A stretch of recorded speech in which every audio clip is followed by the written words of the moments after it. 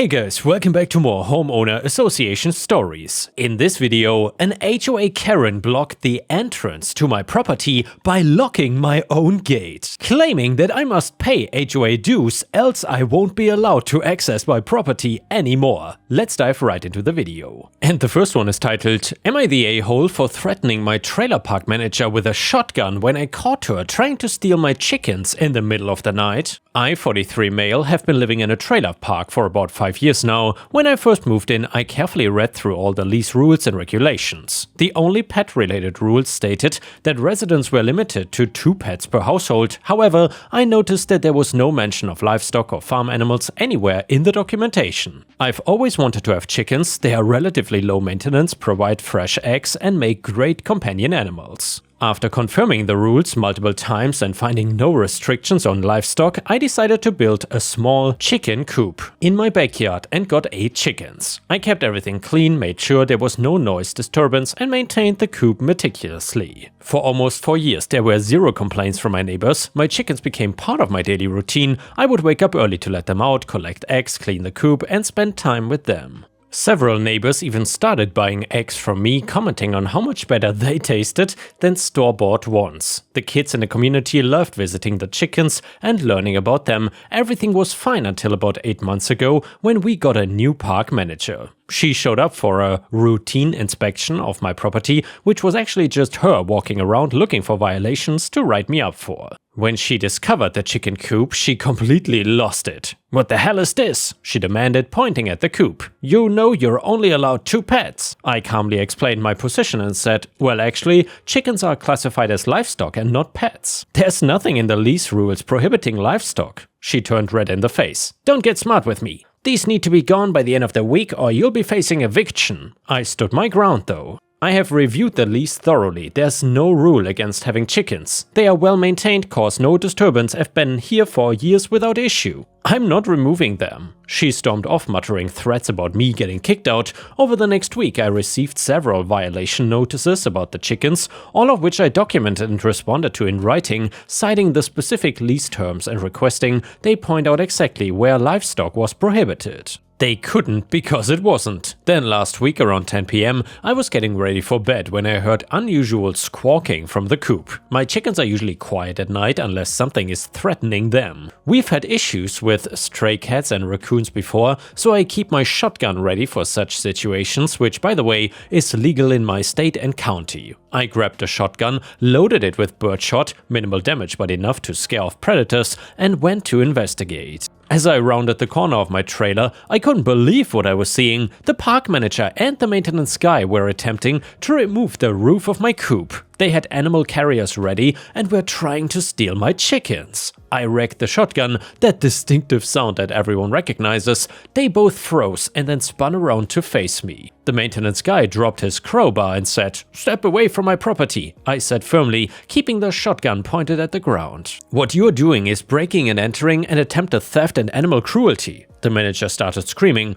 "You cannot threaten us with a gun. We are park management. We have the right to remove unauthorized animals." "No, you don't," I replied. "You have no legal right to enter my property at night and steal my animals. I suggest you leave immediately before I call the police." They ran off, but I knew this was not over. The next day, I installed security cameras around the coop and my trailer, and I also filed a police report about the attempted theft and got a lawyer to review my lease and rights as a tenant. 2 days later, I received an eviction notice citing unauthorized pets and threatening park management with a deadly weapon. My lawyer responded with a cease and desist letter, pointing out that number 1, the chickens were not prohibited by any lease terms, number 2, I had the legal right to defend my property with reasonable force, and number 3, their nighttime attempted theft was actually criminal behavior. Number 4, all interactions were documented and recorded. They backed down on the eviction stuff, but started making my life difficult in other ways, nitpicking every little thing about my lot, sending constant inspection notices,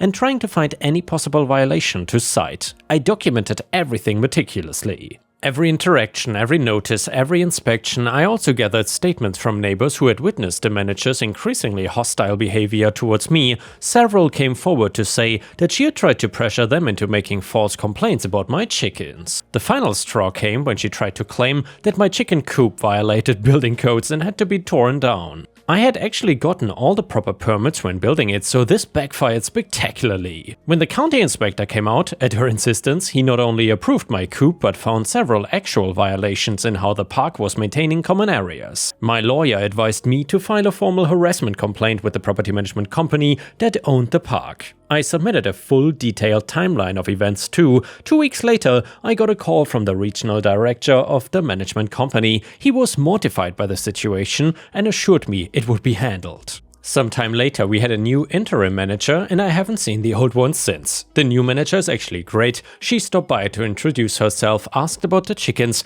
and even bought some eggs. She said as long as I maintain the coop properly and follow general cleanliness guidelines, there won't be any issues. But here is where I might be the a-hole. So some neighbors think I went too far by involving lawyers and getting the manager fired. They say I should have just gotten rid of the chickens to keep the peace and that pulling a gun on the manager was excessive even if she was in the wrong. My wife supports me, but says I could have handled it more diplomatically. So Reddit, am I the a-hole for standing my ground about my chickens and getting the manager fired over it? And yeah guys, let me know what you think about this in the comments. Do you think OP was really the a-hole here or not? Comment number 1 said, not the a-hole, you did not get her fired, her own actions did. Breaking into someone's property at night is never okay, and she's lucky that you only scared her off instead of calling the police immediately. Comment number 2, gentle, everyone sucks here. While the manager was clearly wrong, pulling out a shotgun might have been an overreaction. Could have just called the police instead. And yeah guys, I'm particularly curious what you think about this comment. Do you think what OP did was an overreaction? Comment number 3, you're the a-hole. Are you seriously trying to justify pulling a gun on someone over some chickens? I don't care if they were trying to take them, you escalated this to potential deadly violence. What if you had accidentally discharged a weapon? What if someone had panicked and gotten hurt? This could have ended tragically, all because you couldn't follow a simple 2-pet rule. Then again though guys, it would have ended tragically also because that person was trespassing on private property. Either way, comment number 4, everyone sucks here, but you're the bigger a-hole. The manager was unprofessional and wrong to try stealing your chickens, but you deliberately created this situation by exploiting a loophole and then escalated to deadly weapons when confronted. Move to a farm if you want livestock. Trailer parks are for people, not chicken coops. Either way, the next one is the title story, which is titled Insane HOA Karen blocked the entrance to my property by locking my gate. People don't always get the right idea about HOAs. They hear all the insane stories on sites like this and think that every HOA is full of mustache-twirling villains. I guess I'm not about to help the situation with my story of just the same, but I wanna say that this is one occurrence after years of being with the HOA. It has not made me wanna leave either. The issue got fixed and I'm still paying my dues and doing my part. I agree with the reasoning behind HOAs though. I take pride in my house being kept neat and think that it's the best demonstration of responsibility and a healthy lifestyle. Having always been very particular about this, I always have kept my lawn equipment up to snuff to make sure I have even and consistent mowing jobs. I weed and feed when the grass is thin and weed to keep things from getting out of control. I enjoy keeping some nice flowers and shrubs in my front yard, and I keep a small vegetable and herb garden in my backyard. I know that a lot of people would not understand this, but I even clean up after my dog when he uses the bathroom in my yard. My home, even my recreational spaces are kept similarly tidy, but they are not relevant to this story. Before living in an HOA, I did not necessarily mind that my neighbors didn't always keep things as neat. The only times it actually bugged me was when neighbors would not keep their yards weeded. It made it a tedious sort of pain to constantly weed because the seeds blew over into my yard. While people in HOAs might not keep their yards as pristine as mine, they couldn't let it get overgrown. There was a limit to how much I had to deal with while still winning best yard in the neighborhood, not that it was awarded when I wasn't in an HOA neighborhood. Well, anyway, I guess that was all a bit of a tangent. I guess that was just to say that I do think HOAs have plenty of value when their involvement does not reach past community spaces, minor aesthetic uniformity, and common courtesy in neighbor relationships. However, when they become issues is when people who are narcissistic and mad at the world because of their own mediocrity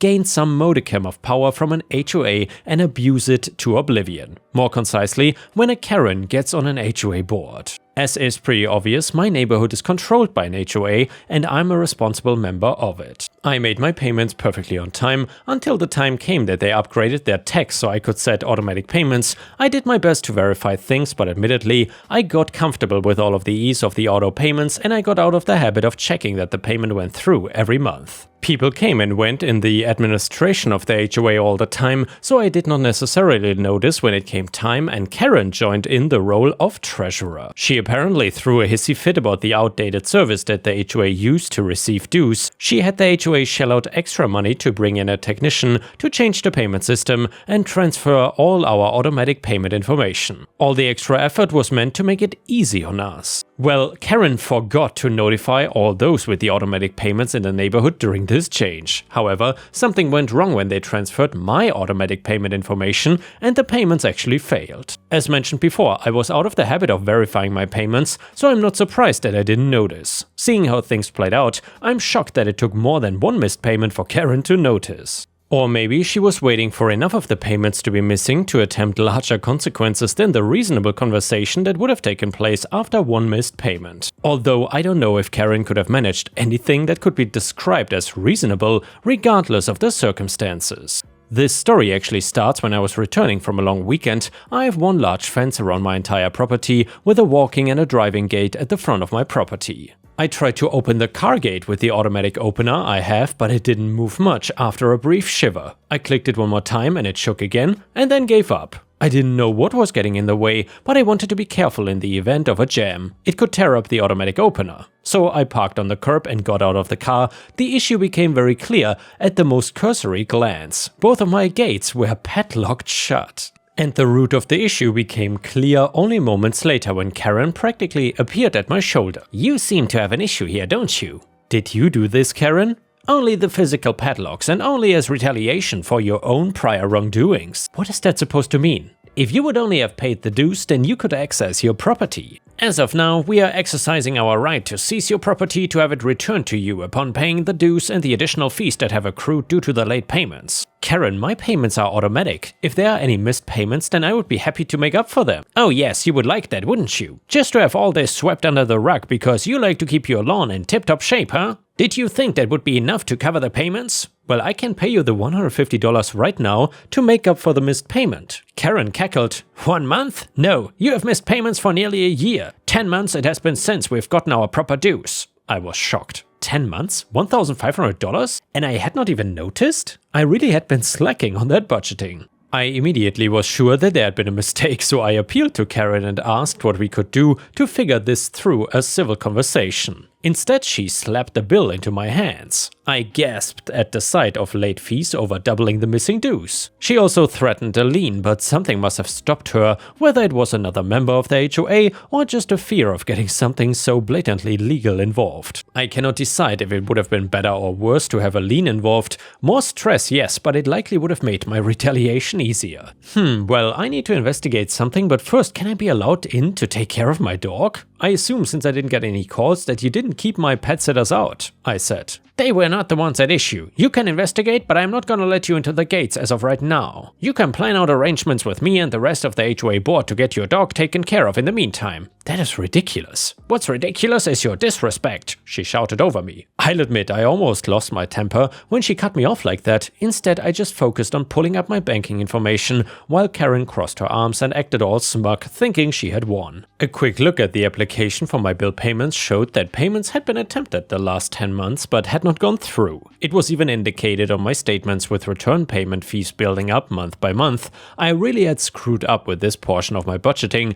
I think I just saw money coming out of the account every month and didn't understand. It was clear that whatever issue existed with the payments was not on my side. I attempted to show Karen my statements, but she did not care to look. She claimed that any information I showed her was at question. She said that I would either need to pay or risk the HOA enacting their own investigation and uncovering my lies. At this accusation, I called my bank after showing her that the number I used was the same one on Google. I spoke to the representative and they confirmed that the return payments that were occurring were as a result of the receiving financial institution. I tried to hand the phone to Karen, but ended up just having to put the phone on speaker, and even then she refused to acknowledge what the bank representative actually said. Karen dismissed herself at this point, and I could see just how pointless it would be to try to argue with someone this unreasonable. She said that my pet sitter could come to her house to be admitted and care for the dog, but they would not be allowed to remove any property from the premises. I took a few deep breaths and then got in my car and arranged a place to stay for the night. After showering and letting the raw emotions calm down, I called a lawyer. It was pretty simple to get a cease and desist letter. The letter was not specifically for Karen, but instead for the HOA as a whole. Which made it very funny when I suddenly had the HOA president calling me and inviting me back to my home.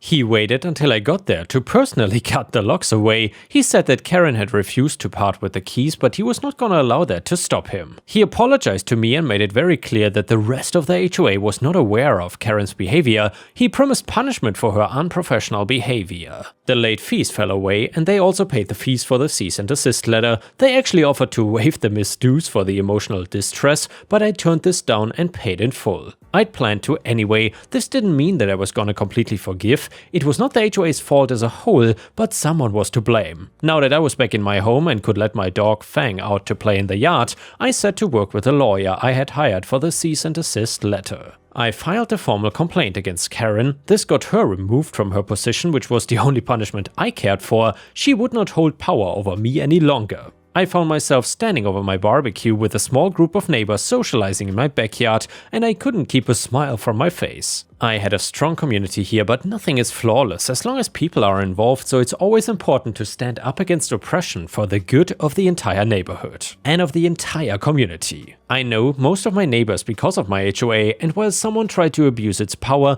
that didn't mean its goal for the community was broken.